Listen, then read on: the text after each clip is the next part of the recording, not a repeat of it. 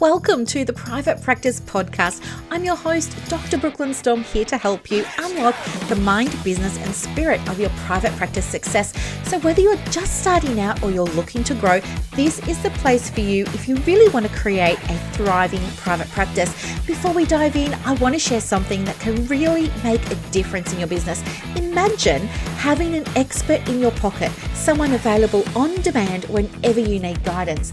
Well, that's exactly what my new program, Practice Momentum, offers. With over 30 years of experience at your fingertips, you can now get the support you need whenever you need it. Curious? Head over to brooklynstorme.com to learn more. And now let's get into today's episode. Welcome back to another episode of the Private Practice Podcast. Of course, I am just so pleased that you're here as always. Very special episode for you today. Going to be speaking about rescheduling. So about 2 weeks ago now, one of my lovely clients brought it up and said, could you record a podcast episode on this? I said to her, absolutely I can. And since then, probably 4 or 5 other private practice owners have come to me just at random points with the same concern around noticing patterns in rescheduling that are a little bit out of the ordinary and they're causing some concern. So of course, we're going to dive into that today. I will talk with you about, why it's happening and give you some strategy ideas on what you could do to kind of turn it around a little bit. Okay. But of course, I also just wanted to say that Practice Momentum is just going so well. There are 12 ladies in it at the moment. They're all working on their businesses and they're all just doing so much amazing work. I cannot believe how well they're all going. There's somebody in the program last week. She'd recently updated her website, hadn't been getting that many referrals. Now she gets an inquiry off her social media. She got a booking off her website and something else. I think there was a referral or a collaboration opportunity came through, things like that. So things are definitely shifting. Something similar happened for another client that I was working with.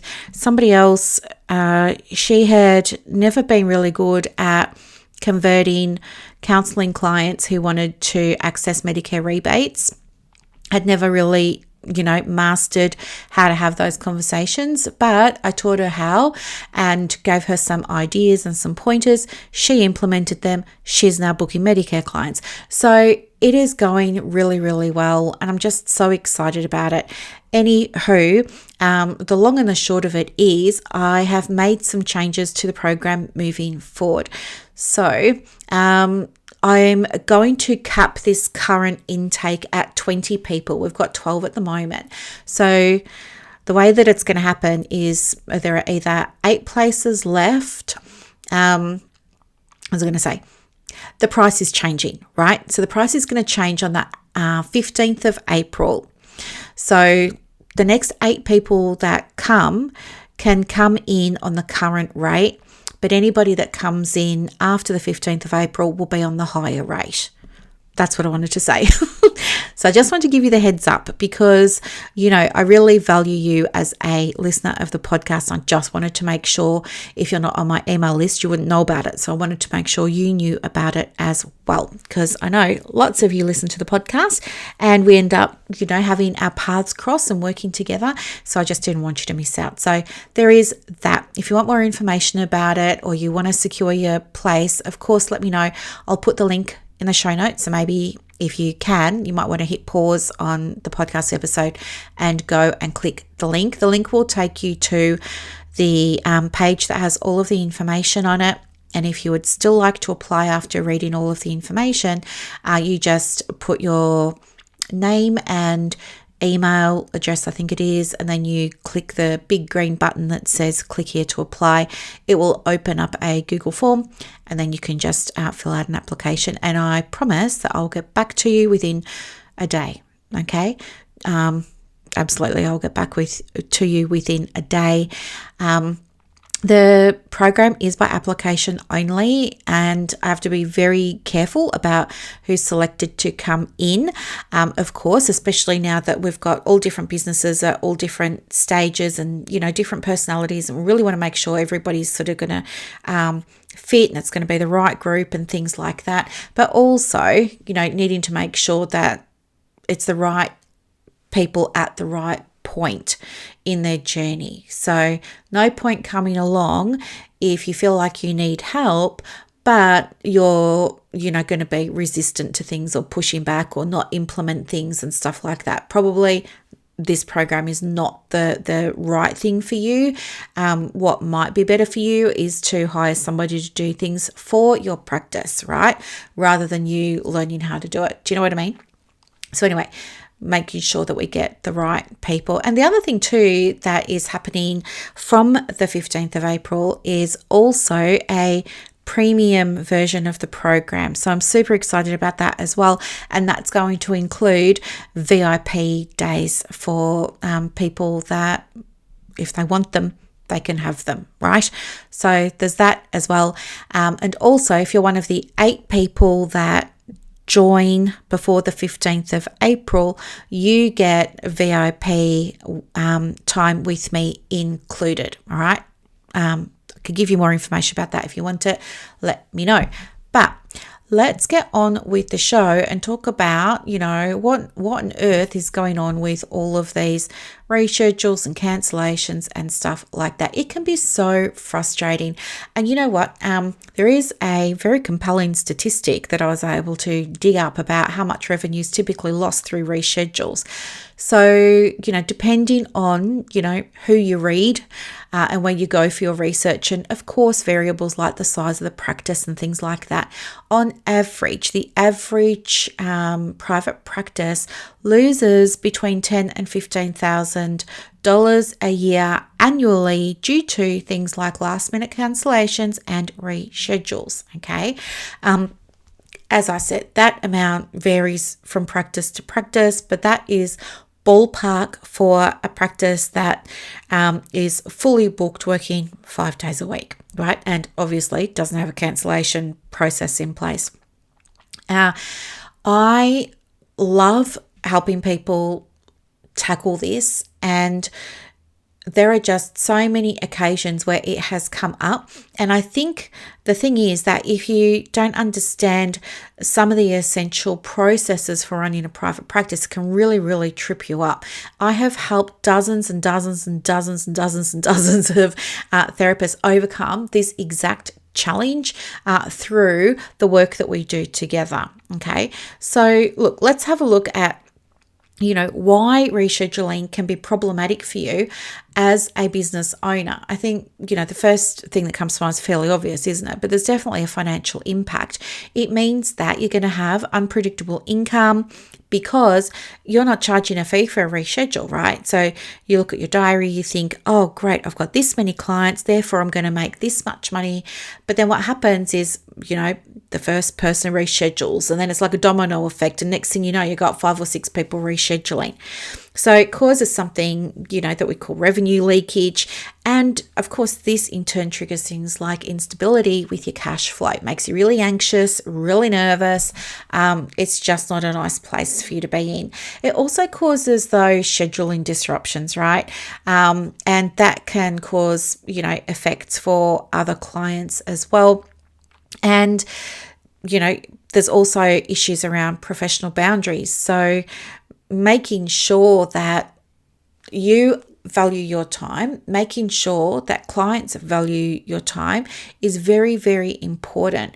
Frequent rescheduling can set a very concerning precedent about the value of your time by a client, and it could be something that you might want to unpack with them in therapy when they do actually attend. Okay, I think in a clinical sense, just while we're on that, sometimes if you've got a client who's rescheduling and they've rescheduled a few times recently in terms of their history working with you, it can also indicate that there could be some resistance that they're experiencing around the therapy, or maybe around the therapeutic process, or maybe they're having some ambivalence about the treatment. Now, remember, that in order for a client to get really great results, they need to be in rapport with you, but they also need to be in rapport with the approach that you're using. So it could be, if they're rescheduling a lot lately, it could be that they're just not gelling with how you're handling things. Okay. And it might be an opportunity for you to reflect on that and think, okay, how could I handle them differently? Or it could also open up a conversation with the client about how they're feeling in terms of the approach that you're using. And don't ever be afraid to say, hey, how are you finding the approaches that I'm drawing upon or that I'm using? Do you feel like they're working for you? Are they not? Are you interested in them? Are you not? Is there something else that you would like to try? Here's what I can offer. Do you know what I mean? Have those conversations. It's really important that you do. It's part of being authentic. It's part of caring for your client. It's part of good service, right? And also I think it's part of good, just duty of care, isn't it? And the other reason that rescheduling can be problematic is because it can contribute really significantly to your own burnout and also feelings of frustration. Also, I would add to that things like imposter syndrome and starting to question yourself, especially if you're in a practice that's in the fledgling stage where you're still trying to build up the diary, you're still trying to get some consistency happening. And now the few clients that you've got, they're starting to reschedule more and more and more. It can really make you start to doubt yourself. And then you end up making unhealthy, unwise decisions for the business, like dropping your fees as a strategy to try and get more clients and things like that. We all know that doesn't work. Oh, speaking of, just while I remember it. Okay, so I saw something during the week on Instagram. It was a post. It's since been deleted, thank goodness. Thank goodness for her, right? Thank goodness for her. But she was a counsellor, and I don't know where she got the idea to do this from, but she obviously at the time thought it was a great idea to offer free counselling sessions. Hang on, I'm going to cough. And so she put on Instagram this post saying, free counselling sessions. If you're, this age to that age, I don't know, 18 to 45, and you experience, I forget what she had, like stress, anxiety, confidence, depression, whatever it was that she had a bunch of things listed there. You can apply for free counselling with me. Email me your expression of interest. I was like, what on earth is going on here? Like, that is wrong on so many levels. First off, it's wrong because number one, does the client actually know what they're signing up for?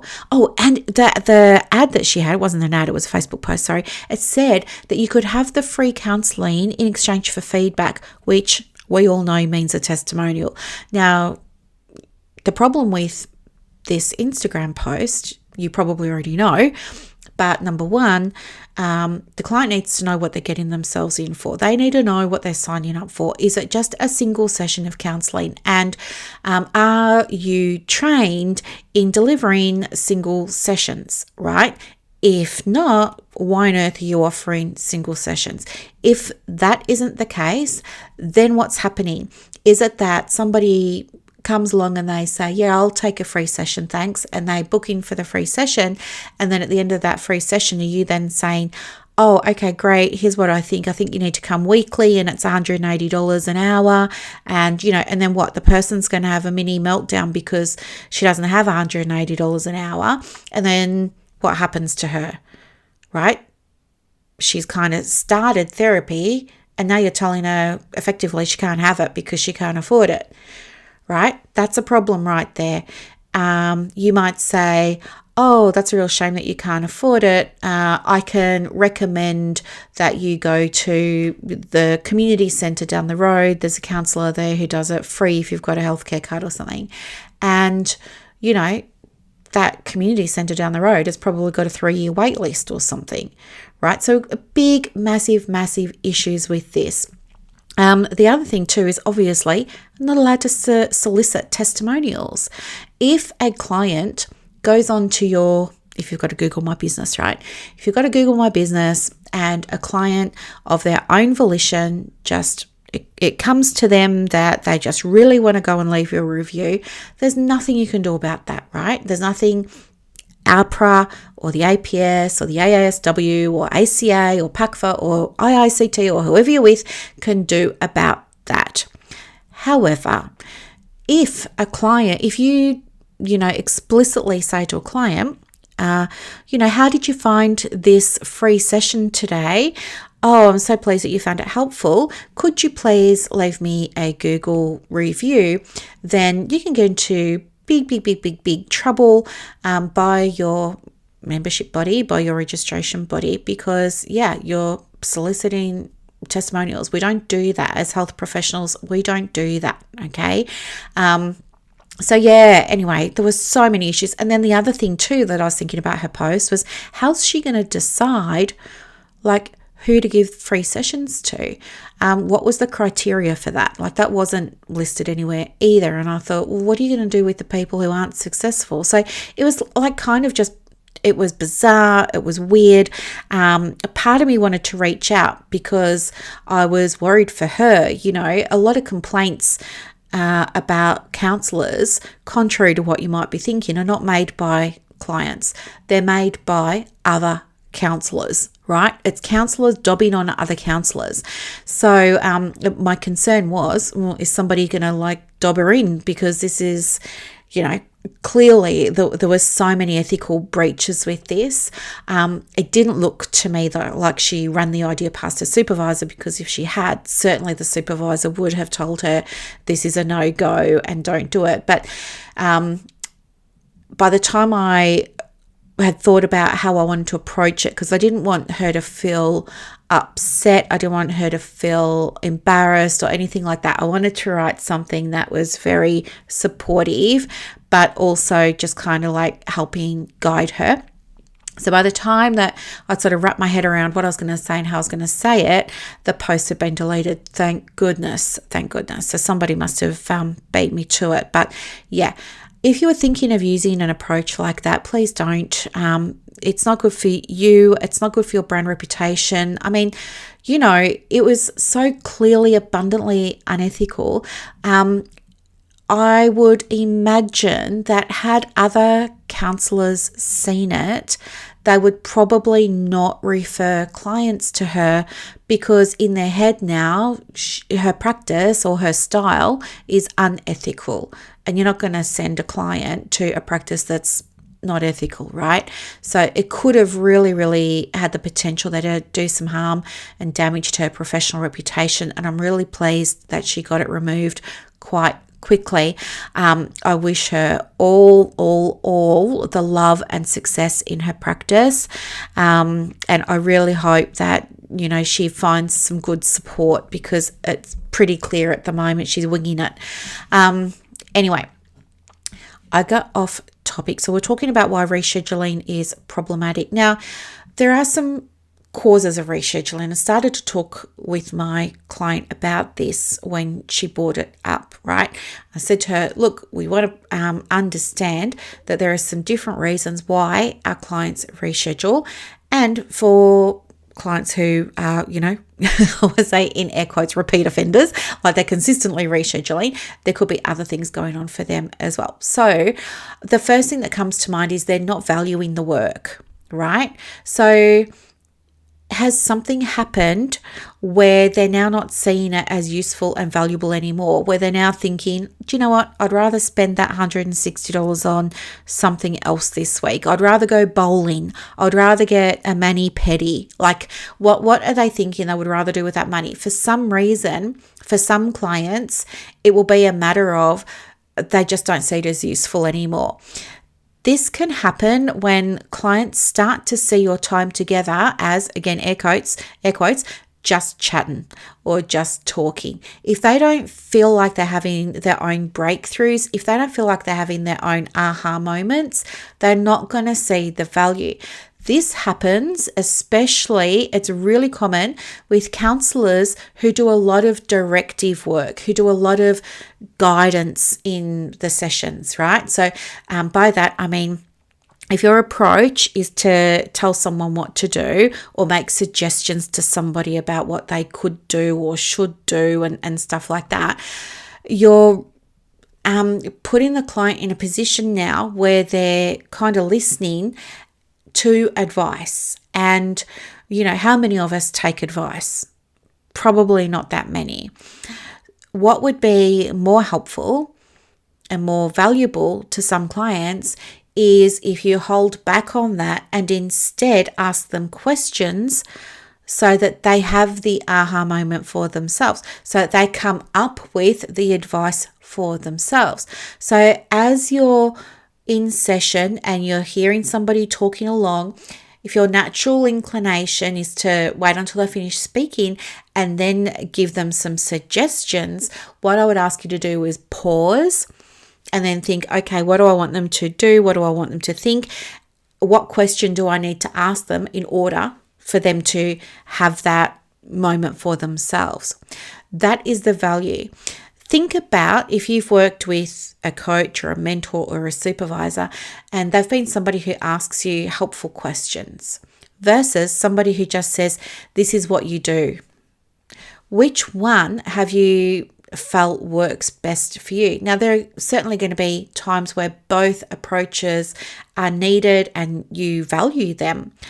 But for some clients, for them, the value is in a good question. So maybe get better at asking Socratic questions for your clients and just see if that helps improve engagement, right? There are other issues too around clients valuing sessions, right? So either they don't fully understand the importance of coming consistently and how that can be really helpful for them. That could be something that you might want to unpack.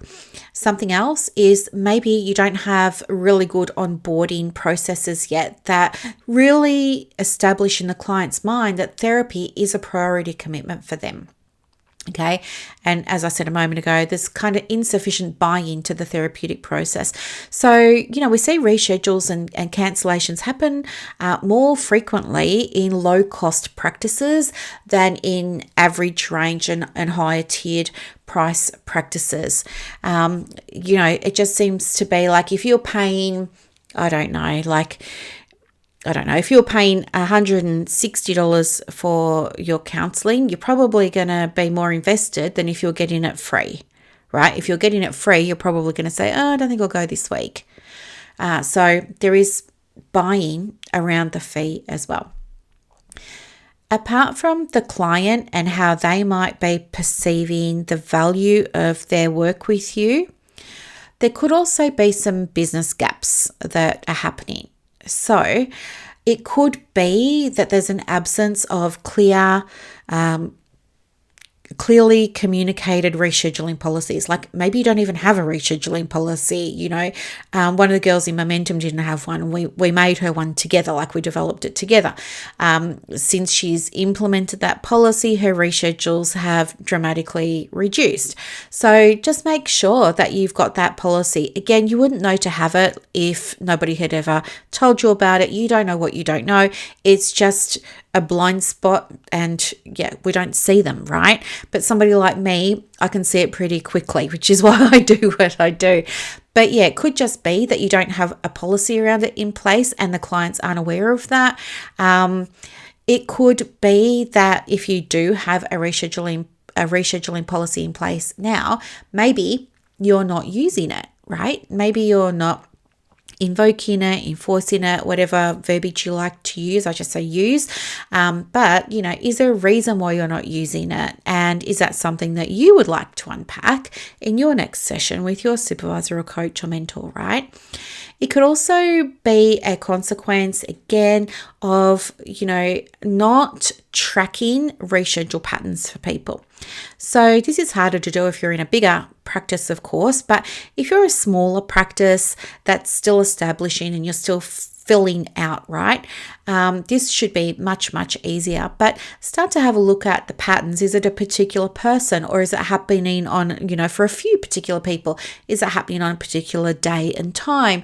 Do you know what I mean? Like start to look at your numbers, look at the data and see what happens. And then the other thing too that people might reschedule is because of just some other systems that either aren't working in the business or that might not even be in place. Like perhaps maybe you've got a reminder system in place, but maybe it's not adequate for your clients, right? And so this is what's happening now. They're starting to reschedule. So it might be an opportunity there for you to go back, have a look at your reminder systems if you have them. I know reminders are very controversial. Some people are all for it, some people aren't. The reasons why I think you should absolutely have one is because I think it helps with engagement, and I really want to make sure all of our clients get all of our love and support and care and help. But the argument against is that, it's taking responsibility and accountability off your client and can make them dependent. They'll be the clients that say, oh, I didn't come to my appointment because I didn't get the reminder. So that can be problematic for some practices. So that's why there's the two different schools of thought there. So I don't know which one you're in. They're both totally fine based on your experience. Okay. The other reason why rescheduling happens, as I sort of touched on before, is really around the therapeutic alliance.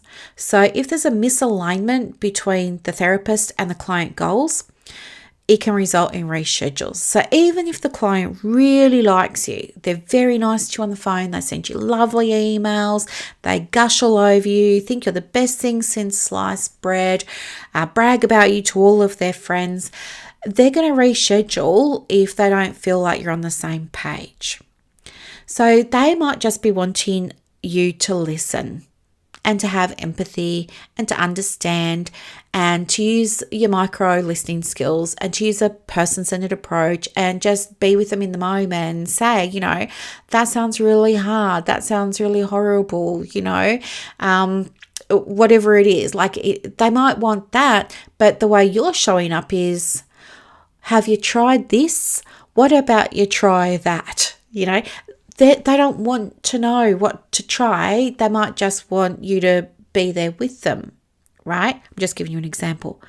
But if there's a mismatch there between what they're wanting and needing and what they're getting, that can absolutely lead to reschedules and even cancellations, right?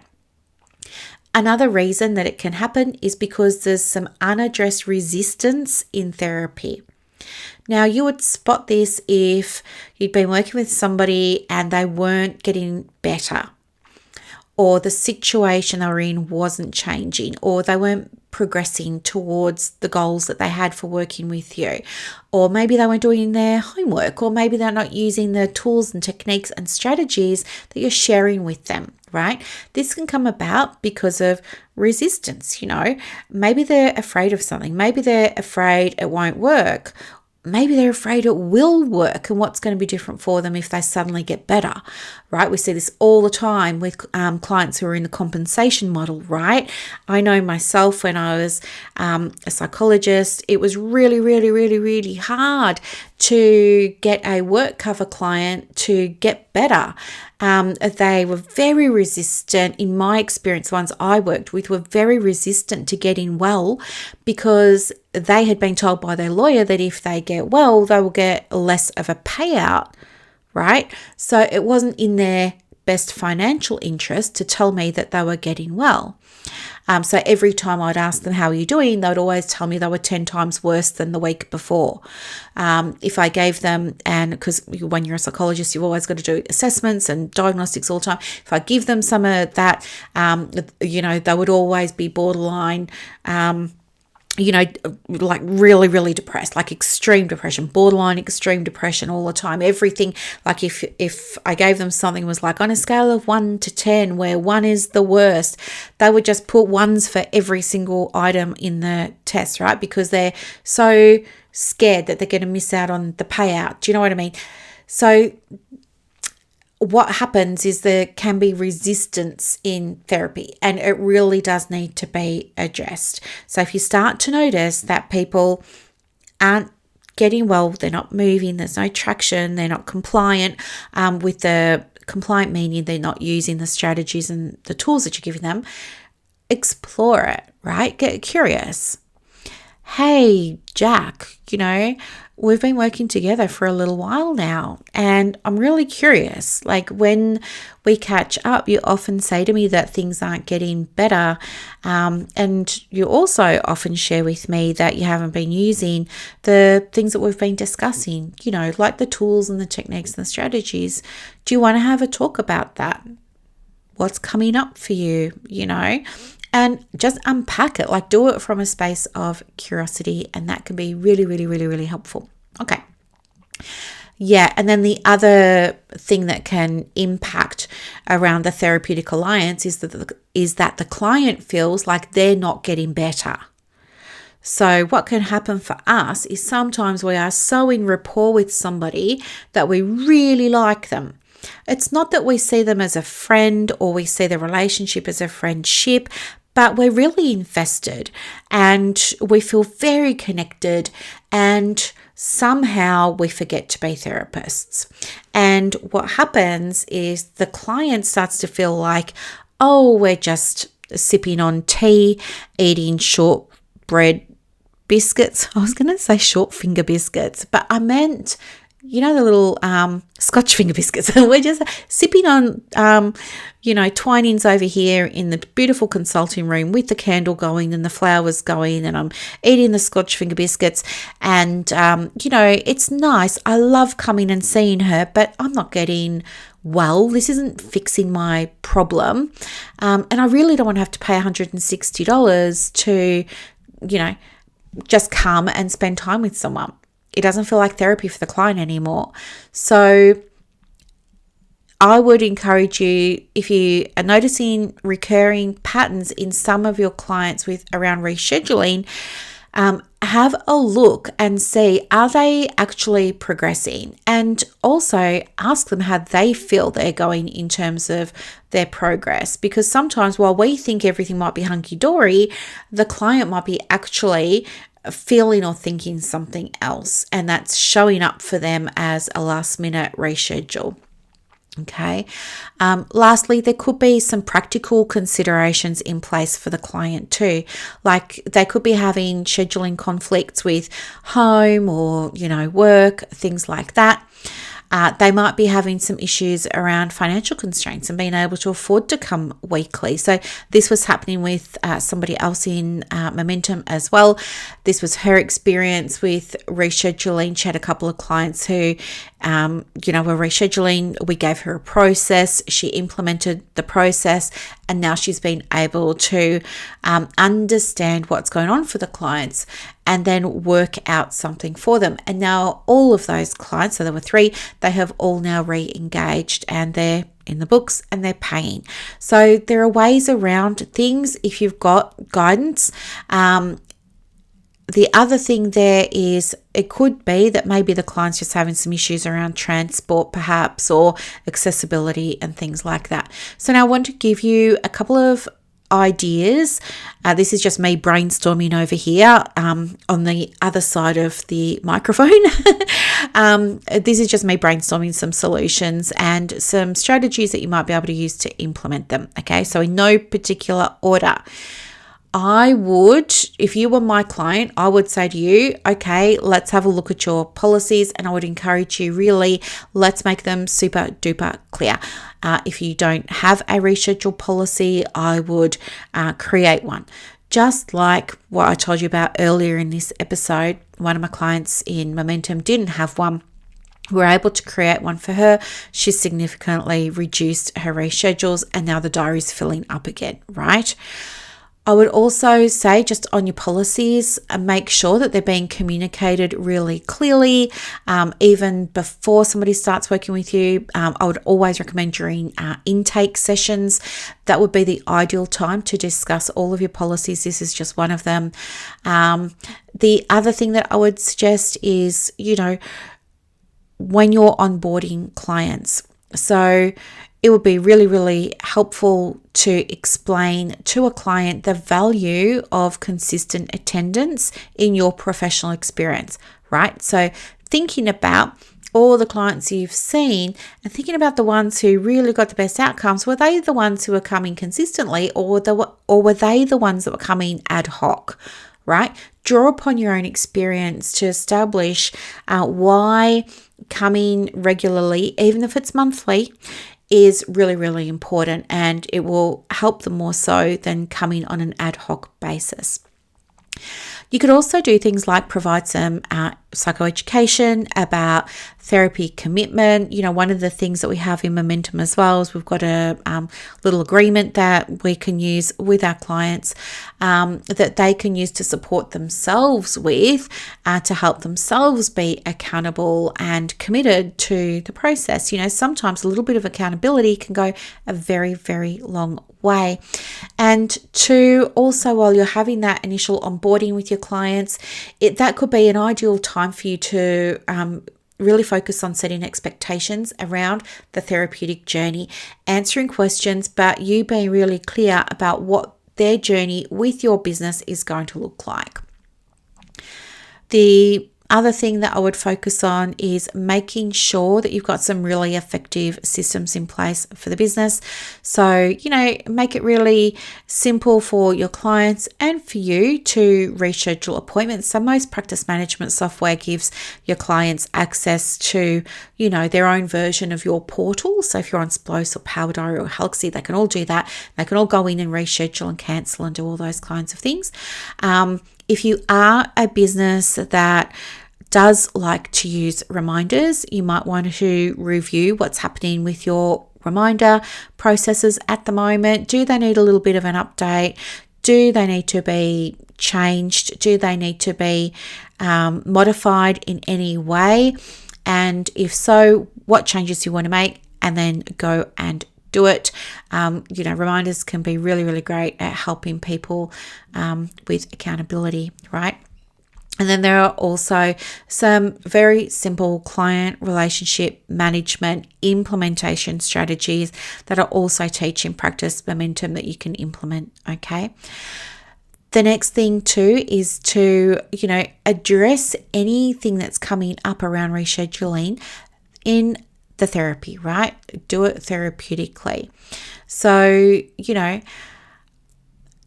I think it can be very, very helpful when you've got a client who has a history of rescheduling, or they've got some strange rescheduling patterns. I think unpacking that in a therapy session can be incredibly helpful, not only for you, but for them. And it can help bring you back on the same page. I think that is essential to do. When you're doing that, if things do come up for the client around resistance to change, or resistance to participating in therapy, or resistance to getting well or progressing, or things like that, when you unpack that and you hear that, it's very important. And I'm speaking to the converted here, I know that, but please, where you can, please try to do it. Have that conversation in a way that doesn't make them feel shame or embarrassment or guilt or anything like that. It's always about not judging, giving them the space to be open and honest, even if they're not loving therapy or they feel like they're not getting anything out of it. And that's hard for us to hear. We still want to give them the experience of, oh, it was really great being able to sit down with Jill because, I was able to get it off my chest how I feel like we're just talking and I don't feel like we're really focusing on my problems. Or it was really helpful to talk with Jill about why I'm not progressing because I'm afraid that, people will stop treating me a certain way if I get well. And I still want them to treat me this way because I really like it. Or they might say it was really helpful talking to Jill because I was able to say to her that I don't like it when she says to me, have you tried this? Have you tried that? And makes suggestions. I was able to say, I really just want her support. I really just want her to hold the space and listen. And it was so helpful sharing that with her because now she understands, and that's what she's been doing. It was a turning point in our, therapeutic relationship or whatever. So it can be very, very helpful. Okay. The other thing too is you might want to consider I don't know, this is just an idea, but for your private practice, you might want to consider doing things like packaging up sessions that, are packaged in a way that kind of incentivizes attendance. You might want to have payment structures that encourage commitment, things like that. So they're just some ideas.